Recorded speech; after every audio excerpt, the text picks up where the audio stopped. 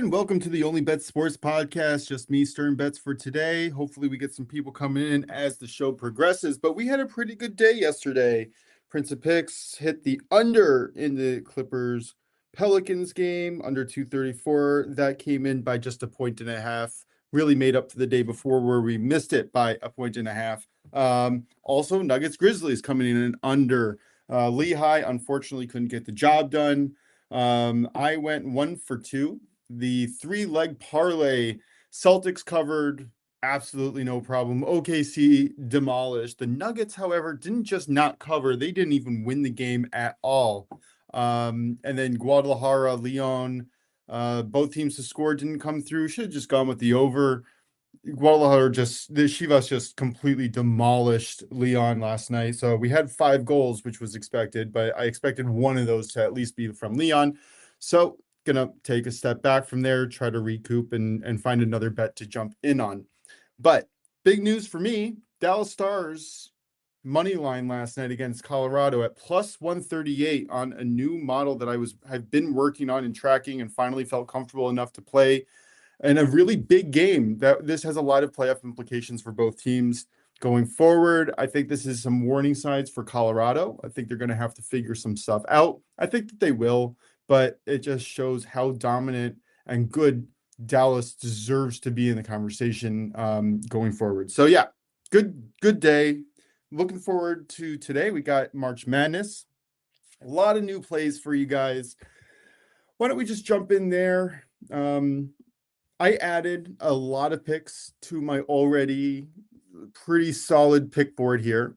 I'll start off Santa Clara money line plus 140. I'm adding to my position. I previously had played Santa Clara at plus 3.5 at minus 110. So I'm just putting another half a unit on one of my favorite upsets for the day. St. Mary's minus 2.5. Putting another unit on this. This is our favorite play as a show. Drew loves it. Prince loves it. A lot of people that I know really like this play. So I'm really kind of going all out here, and the model definitely loves it. Putting a little bit more on St. Louis plus 3.5. Previously it was a lean, so I put a quarter unit on it. Putting another 0.5 units on St. Louis. I think that they have a really, really good opportunity. We've been watching them all year, and I like them to get the win here. I'm also going to be adding on their money line for another 0.25 units, making my total size for them 1 unit. I do think that they win today. Miami minus 1.5 is another full unit add. BYU minus 2.5 at minus 104. Like Texas is impressive, and I like that they played, but they are severely mismatched here, and I think BYU gets the win, really. USF. Now, this is an interesting one. A lot of people rank them as underdogs, including myself. The model ranks them. Getting nervous now that so many people are on them. Usually when you have so many people on one side, it tends to lean on the other, especially if the whole is really the public, because, again, the public, not necessarily the smartest bettors out there, including myself sometimes, but I try to follow the money. But I took the USF first half plus 2.5 at minus 110 for a half a unit. I like the play. Drew likes the play. It's good enough for me for now, but something to keep an eye out to see where the money is coming in at the last minute before the game goes off. The last play that I added last night was a 4-leg money line parlay for minus 119 on DK for a half a unit. And this is, I mentioned this on my premium articles a few days ago. St. John's, I was just looking for a money line partner for them. I took Michigan State, Alabama, and Texas Tech. Say Texas Tech might be my most nervous in this parlay, but I like this for a minus 119 payout. Because of the 4 legs, I put it down to a 0.5 unit. What can I say? I think that each team's get it done. Michigan State, Alabama, clear favorites. Texas Tech and St. John's, also favorites and should get it done, like I kind of said before. And again, if you want the full recap of the picks and thoughts behind each one of these, please listen to our March Madness podcast. It went off a few days ago. You can find it on my Substack at SternBets again, like on Substack. You can sign up for those emails. It's always free, and that'll get sent to your email daily. Now, just to wrap it up here, my favorite play in college basketball for the first round is going to be Kansas first half -7.5. I think you can get that at -115 still. I think there's a lot of value. I think that people are underrating Kansas. I don't necessarily like them to go too far into the tournament, but this is a good spot for them. And again, I have something like 15 to 20 plays going off in the first round and futures. So if you want to get those in, please go look at the podcast. Just to recap my long shots right now, because I know everybody's looking for some good value, maybe to sprinkle a few bucks. Arizona at +380. Going to have to sprinkle more than a few bucks to win anything, but I think they get it done. I picked them to win in most of my brackets. The medium long shot, it's going to be Gonzaga. I think they have a really nice path forward. In terms of strength, they have a really, really weak schedule coming up comparatively to some of the other conferences. Sorry. So that's going to be a good one. And Santa Clara at +30,000. You can't ignore that value. All right, let's move on. It's weird not talking to necessarily anybody while I'm doing the show, but we do what we can do. All right, let's move on to the NBA. Now, the NBA was tricky for me. Prince had some good looks, so I'm going to give his plays first. Let me get there. All right, he likes the Detroit Pistons over the Wizards. I think they're just heavy favorites, despite Cade Cunningham being out with a collapsed lung, which is very concerning. Hopefully he's better. This is a good spot. Wizards aren't really that great. Detroit should have the depth to get this done. And honestly, the same could really be said about the Cavs against the Bulls. I think that's a really sharp look as well. And then last but not least, the 76ers against the Kings. I'm going to have to assume, I didn't look into this game specifically, but I have to assume that they're getting some of their injured pieces back. And that is the primary driver of why the Sixers are a play today, because they've been terrible. I'm in Philadelphia and people are complaining left and right. But they, looking at their schedule, they played decently competitive against Denver up until like the end of the third, fourth quarter. They beat Portland. They beat Brooklyn without anybody. Not that that's a big game there. But yeah, I'm just going to assume that they have some people coming back, and that's why they're a good play. I personally went in a different direction. You can find this at -9.5 now. I took the San Antonio Spurs at home against Phoenix. I've been fading Phoenix a lot this year. They've had a lot of injuries that they've had to deal with, but the Spurs are just operating at another level right now. They are becoming one of the elite teams. I don't know who's going to guard Wemby. Mark Williams is out for the Suns. And I expect the Suns to continue their 3-game losing streak. And on the other end, Spurs are going to continue their 3-game winning streak. I did try to find a parlay piece for a reduced spread, but I really didn't like anything on the spread. So I'm just going to take the Spurs -9 and get on out of here. That's at -125 on Bet Rivers. I don't mind going up to -9.5. But the Suns are somewhat competitive. I don't think this game is so close, but if you link another heavy favorite, maybe like St. John's or something like that, maybe that was a decent parlay piece for the Spurs piece. So -2.5 on FanDuel is like -250. I highly recommend looking there if you want to parlay this down, but I'm just going to take the Spurs -9 for a full unit on their own. All right, let's get to hockey. Like I said before, I got a new model. I'm loving it, tracking the results a lot. I do want to put money on dogs at plus money, but in lieu of a good dog today, I'm going to take a favorite here at +110 over on FanDuel. I'm going to take the Oilers facing the Florida Panthers. Now, Panthers are coming off back-to-back losses. They're on a West Coast road trip right now without Sam Reinhart. And without him, the Panthers offense is really just doesn't create a lot of high danger shots. They're not getting the same level of production without him. And it's quite obvious when you look at this road trip. They're on, again, back-to-back losses, not even close really. Not the same with the Oilers, who's dealing with an injury to Leon Dristel.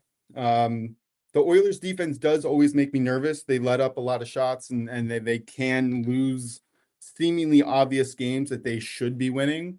But I like Matthias Alcom and Evan Bouchard here to kind of close down the defense.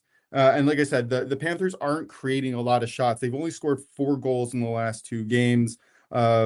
6 goals in the last 3 games. I just don't see them really being able to compete with the Oilers offense. So yeah, getting the 60-minute money line at plus 110 seems like a great deal for me. I do wish that I could ask Drew maybe what his over or under is on the game, because I'm interested here.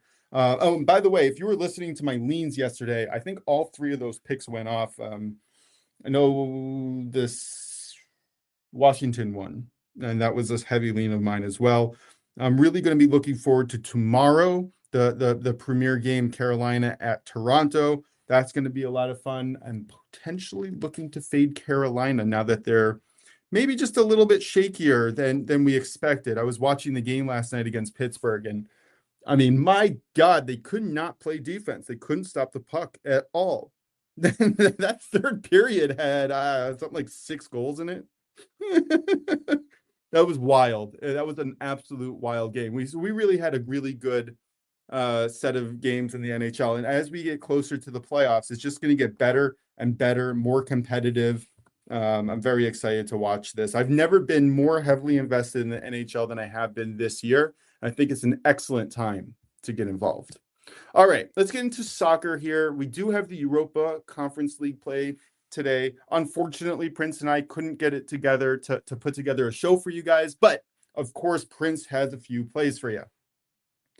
All right, starting at 1:45 today, we got oh gosh, I forgot how hard these names were to pronounce. Midtjylland versus Nottingham Forest. We're going to fade Nottingham Forest. We've talked about this a lot on this show. Sorry, I say Prince is fading Nottingham Forest, but I fully support this play here. We're going to take Midtjylland to qualify, all right, as a parlay piece. Now, we've talked about it before. Nottingham Forest is a Premier League team. The public sees a Premier League team, and they're like, we're going to have to bet this team no matter what. We saw this yesterday, and it really kind of backfires on the public. Now, I will say, yesterday, you had pretty good performances from the Premier League teams, but that's not a constant. That's not a for sure thing. Just because they're a Premier League team, they're going to bounce back. They have to. No. So I do like this play, Midtjylland to qualify, and he's going to parlay that with Freiburg to qualify against Genk. I know when I was looking at my model, I had Freiburg to score 1+ goal. That was going to be a parlay piece of mine. I didn't get there in the end, but I do absolutely love this play as well. He has a play in, I think this is Conference League now, both teams to score and over 2.5 goals in AFC Telford versus Marine. Oh, sorry. No, this is English National League North. I do not have access to this in my book, but if you look at Bet365, most states should have this. I really got to figure out a way to bet that as well. Oh, and hi, Michael. If you want to request to come in, you're more than welcome to join in. Just kind of grooving by myself for the day for now, unless you, of course, want to jump in. All right, so we covered college basketball, we covered NBA, we covered NHL. We're looking at golf today. We have the Valspar Championship. Gosh, golf is getting fun. I'm working on a model. I tried a few plays a few weeks ago, semi-successful. I'm tracking it right now to see if we can get any good value on plays here. Something that I will say that I know a lot of people are on. This is not an official play for me. I did play it personally, but Jacob Bridgman is potentially a really good look. Now that the opening numbers have kind of moved, the tournament has started a little bit. I think that there's some value there. You can get him at plus 2,400 right now on DK. I put a quarter unit on it. He's been playing elite golf, and the public is now on him, which has driven his number really down. I mean, you used to be able to find him for plus 8,000, plus 10,000, plus 11,000. Nobody trusted him, but he's playing really good golf. Not, he's not top 5 in the world, but he is in a groove right now, and I can very much see him being successful So I think he's worth a shot here. And by the way, if we're talking about golf, you have to follow our man, Sia Najad. And I say my man, but he's really my mentor. Fantastic personality, host of the CBS Early Edge show on YouTube every morning at 10 a.m. He has first round leaders, and he hit, I think, 3 out of the first 6 tournaments of the year. Excellent analysis on every single thing he does. And you can hear the early wedge. I think it's on Tuesday nights at 7 p.m. I try to tune in there as well. Yeah, a lot of good things going on in sports this week. Very excited to get into it. I'm very excited to watch March Madness starting in just 10 minutes from local time right now. I think it starts at 12. But yeah, I think that's kind of it for me for the day. If anybody else wants to come on to the show, we have a few listeners. You're more than welcome to jump on and request, and we can chat a little bit if you have any questions or whatnot. But yeah, I'm really just getting ready for the baseball season. It's going to be starting next Thursday, which is crazy that it's starting so soon. I do have a few leans and a few positions that I'm playing around with, but nothing official yet. Very excited to see. It's going to be my Yankees facing Drew's Giants. That's going to be a very exciting matchup. I'm probably going to see Logan Webb on the mound. That'll be interesting. I'm also interested to see how the WBC Classic kind of plays into jump-starting some of these players in the season. Do we see a drop-off, or do we see maybe a higher level of play now that they've been introduced, so to speak, to a high level of play already? I don't know, but I have a feeling it's going to be helping some of these batters. Unfortunately, we're not going to get one for another 4 years, but I'm looking forward to seeing how that kind of plays out. And then I'm going to, tag it, write some notes, keep it in mind for next time. Yeah. All right. Short show today. Thank you guys all for listening. Please like and subscribe us on Substack. For me on Substack, like us on Spotify, YouTube, everywhere you can find it, Apple. We really appreciate it. We've gotten some really nice messages from people just saying how they're listening to our show. And honestly, we're hitting close to 3,500 downloads for our podcast and within our first 2 months of starting this thing. And I'm really appreciative of all the support that you guys are giving. So anyway, we're going to get out of here. No need to spend too much time, but thank you guys listening. And again, just going to recap my picks real quick. Santa Clara money line, half a unit, adding to my position. St. Mary's -2.5, St. Louis +3.5, St. Louis money line, Miami -1.5, BYU -2.5, USF first half +2.5, and then the 4-leg money line finally figured out how to get St. John's in the picture with Michigan State, Alabama, and Texas Tech. In the NBA, I'm going to be taking the Spurs -9. And in the NHL, I'm taking the Oilers 60-minute money line at +110. For Prince, he links a 3-leg money line parlay in the NBA, Pistons, Cavs, 76ers. And then in soccer, in the Europa Conference League, he links a 2-qualify parlay. I think this is on DK, Midtjylland and Freiburg. And then in the England National League North, he links both teams to score over 2.5 goals in AFC Telford versus Marine. Again, thank you guys for listening. Talk to you tomorrow. Have a great day.